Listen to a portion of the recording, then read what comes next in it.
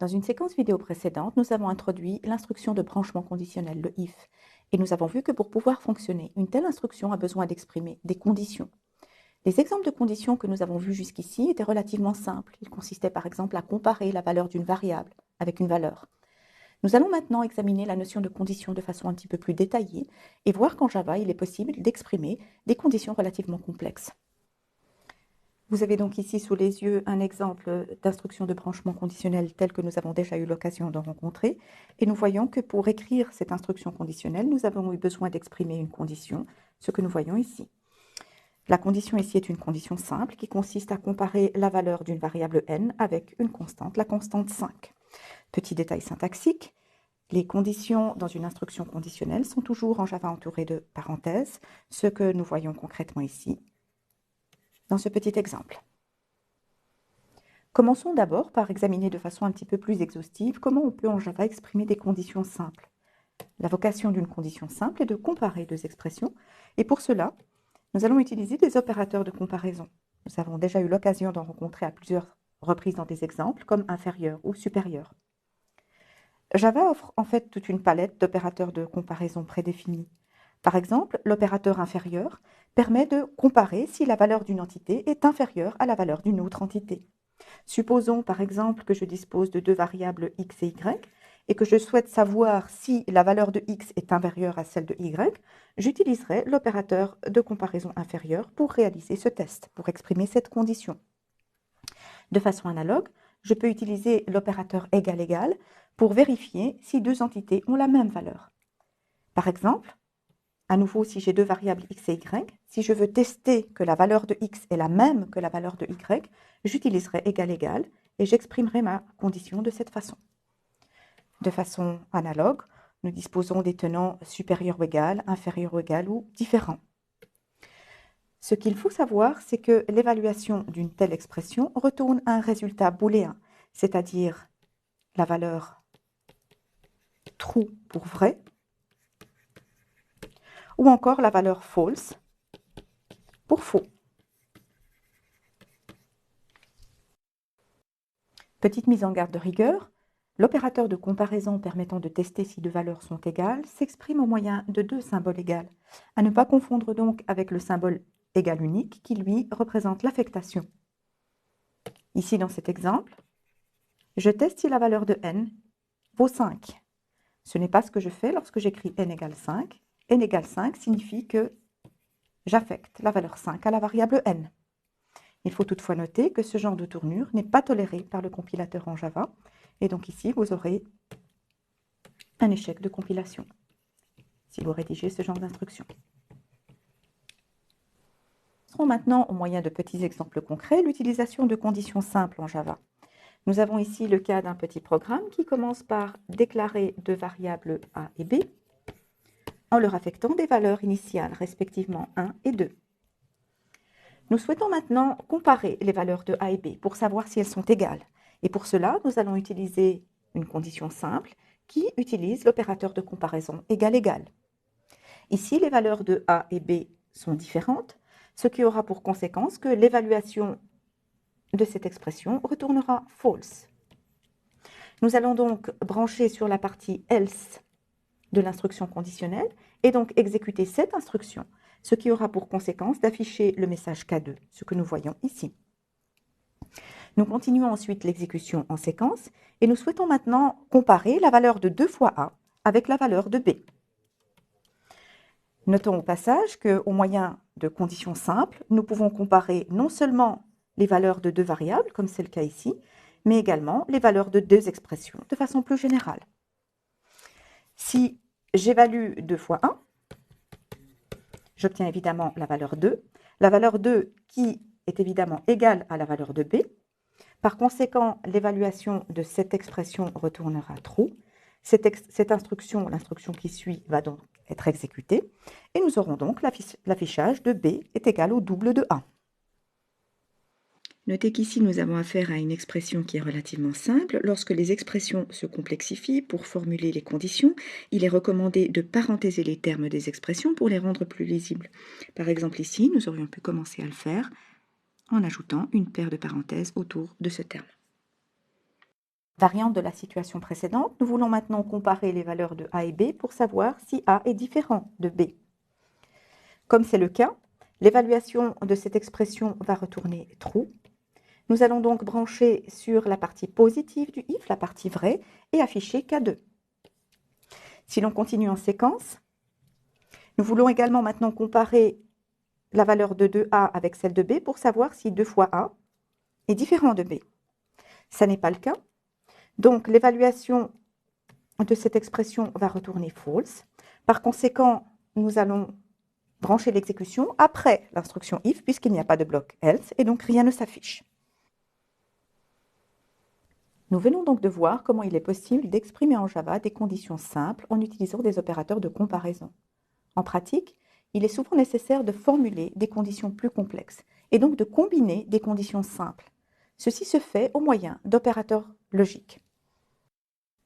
Par exemple, l'opérateur logique et, qui en Java s'écrit au moyen du double symbole et, permet de vérifier si deux conditions sont simultanément vérifiées. On voit donc que l'opérateur logique et requiert l'utilisation de deux opérandes. L'évaluation de l'expression avec le et retournera true. Si et seulement si, l'évaluation de chacun des opérandes retourne également true. On voit donc qu'il suffit que l'un des deux opérandes retourne false, par exemple celui-ci, et a fortiori les deux bien sûr, pour que l'ensemble de l'expression retourne également false. Voici un exemple concret de l'utilisation de l'opérateur logique et. Nous avons ici le cas d'un petit programme qui demande à l'utilisateur d'introduire un nombre et nous souhaitons que ce nombre soit compris entre 1 et 10. Le nombre est lu depuis l'entrée standard et stocké dans une variable n. Nous souhaitons vérifier que le nombre introduit par l'utilisateur est bel et bien conforme à nos attentes, c'est-à-dire que le nombre est compris entre 1 et 10. Par conséquent, nous allons exprimer une condition en imposant à l'utilisateur que le nombre introduit soit supérieur ou égal à 1 et inférieur ou égal à 10. Comme ces deux conditions doivent toutes les deux être vérifiées, nous allons utiliser l'opérateur logique et. Supposons dans un premier temps que l'utilisateur introduise 0. Dans ce cas, l'évaluation du premier opérande va retourner false. Nous avons vu précédemment qu'il suffit que l'un des opérandes soit faux pour que l'ensemble de l'expression avec le connecteur logique et soit false. Par conséquent, nous allons brancher sur le bloc else de l'instruction conditionnelle et afficher incorrect pour signifier à l'utilisateur que le nombre introduit n'est pas conforme aux conditions attendues. Supposons maintenant que l'utilisateur introduise la valeur 5. Dans ce cas, l'évaluation de ce premier opérande va retourner true, puisque 5 est bel et bien supérieur ou égal à 1. L'évaluation de ce second opérande retourne également true, puisque 5 est bel et bien inférieur ou égal à 10. Par conséquent, puisque les deux opérandes retournent true, l'ensemble de l'expression va également retourner true. Et dans ce cas-là, nous allons brancher sur le bloc positif, le bloc vrai de l'instruction conditionnelle, et afficher le message correct pour signifier à l'utilisateur que le nombre introduit est bel et bien conforme à nos attentes. Autre opérateur logique usuel, le OU, qui en Java s'exprime au moyen d'une double barre verticale. Comme pour l'opérateur logique et, cet opérateur OU attend deux opérandes qui sont des expressions logiques retournant true ou false. Pour que l'ensemble de l'expression retourne true, il suffit que l'un ou l'autre des opérandes retourne true, a fortiori les deux. Nous voyons que dans ce cas, pour que l'expression logique avec OU retourne false, il faut que les deux opérandes retournent false. Dans tous les autres cas, l'expression retournera true. Une petite illustration concrète de l'utilisation de l'opérateur logique OU maintenant. Donc, supposons ici que nous ayons un petit programme qui demande à l'utilisateur d'introduire deux valeurs et nous souhaitons que l'une ou l'autre au moins de ces valeurs soit positive. Les deux valeurs sont lues depuis l'entrée standard et stockées dans deux variables n et m. Nous souhaitons donc que l'une ou l'autre des valeurs introduites soit supérieure à 0. Nous allons donc exprimer une condition. Il nous suffit que soit m soit supérieur ou égal à 0, soit n soit supérieur ou égal à 0. il suffit que l'une ou l'autre des conditions soit vérifiée, nous allons naturellement utiliser le connecteur logique OU. Supposons que l'utilisateur introduise les valeurs -1 et 1. L'évaluation de ce premier opérande va retourner true puisque la valeur 1 est bel et bien supérieure ou égale à 0. Et nous avons vu qu'il suffit que l'un ou l'autre des opérandes soit true pour que l'ensemble de l'expression soit true aussi. Par conséquent, nous allons ici brancher sur le bloc positif vrai de l'instruction if et indiquer à l'utilisateur par un message qu'effectivement, au moins une des valeurs introduites est positive.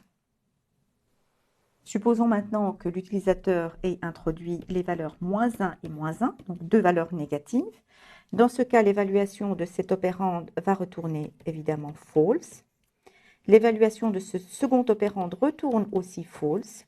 Et dans ce cas, nous sommes dans la situation où l'évaluation de l'expression globale retourne false, puisque les deux opérandes valent false. Dans ce cas particulier, nous allons brancher sur le bloc else de l'instruction conditionnelle et signifier à l'utilisateur par un message qu'aucune des deux valeurs introduites n'est positive. Dernier opérateur logique usuel, le non logique, la négation, qui en Java s'exprime au moyen du point d'exclamation. Contrairement aux deux opérateurs que nous venons de voir, l'opérateur non, la négation, est un opérateur unaire, c'est-à-dire qu'il n'attend qu'un seul opérande. Il a pour vocation de retourner la négation de la valeur de cet opérande. Par exemple, supposons que l'évaluation de cet opérande retourne false, ce qui signifie ici concrètement que A serait supérieur ou égal à B. La négation de la valeur false va être true. Supposons maintenant que l'évaluation de cet opérande retourne au contraire true. Dans ce cas, la négation de true va être false. Nous aurons l'occasion d'examiner plusieurs exemples d'utilisation de l'opérateur négation dans la suite du cours.